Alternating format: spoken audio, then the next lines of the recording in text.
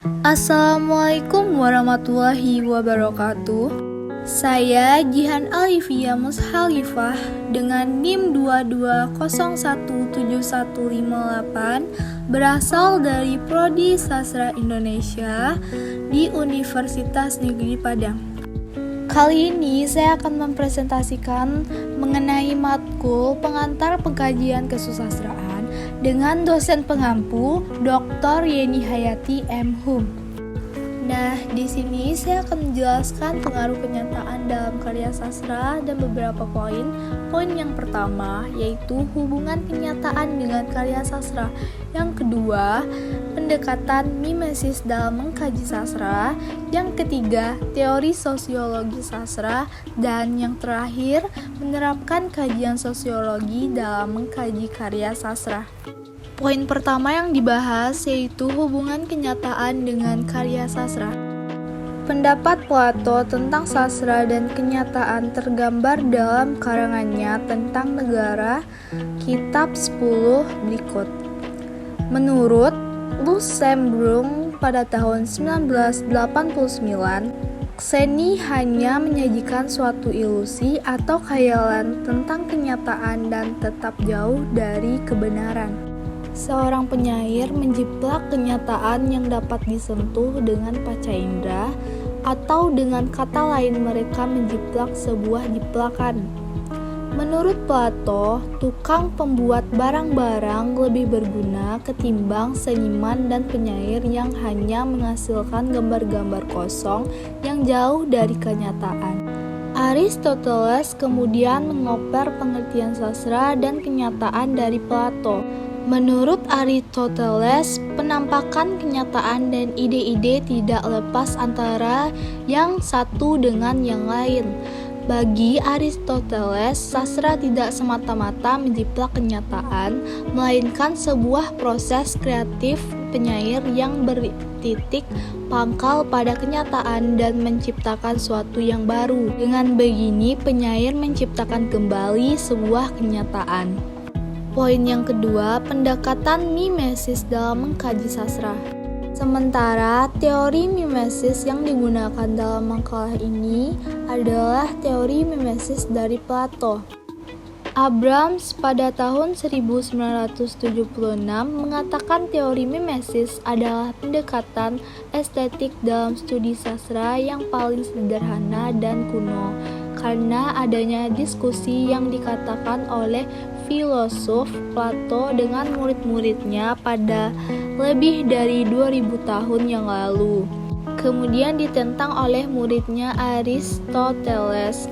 Dalam diskusi Plato itu dipaparkan secara panjang lebar hubungan antara dunia kenyataan dengan puisi.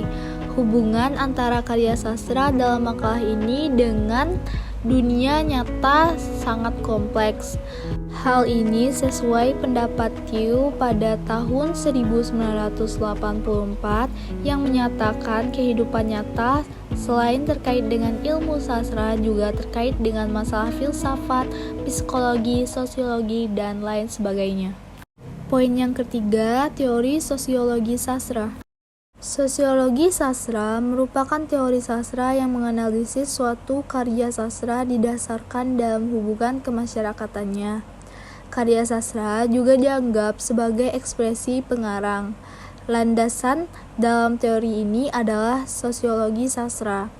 Penelitian sosiologi sastra lebih banyak memberikan perhatian kepada sastra nasional, sastra modern, khususnya mengenai novel.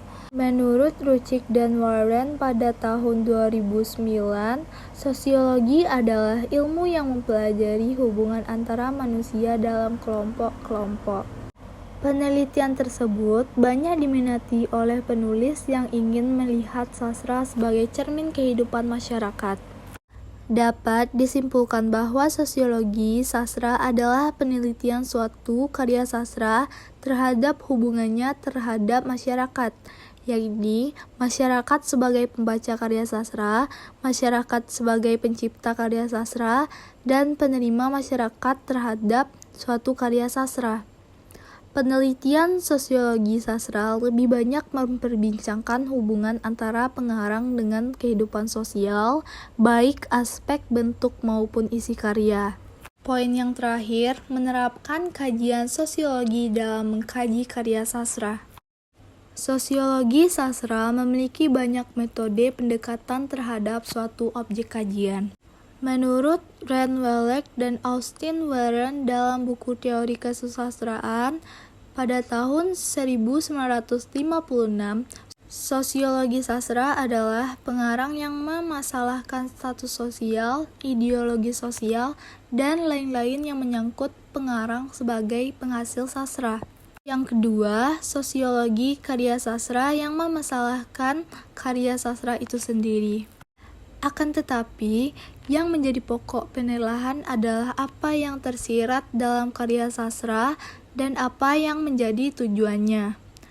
Yang ketiga adalah sosiologi sastra yang mempermasalahkan pembaca dan pengaruh sosial sastra.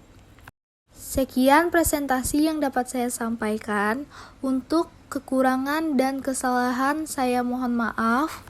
Terima kasih atas perhatiannya. Assalamualaikum warahmatullahi wabarakatuh.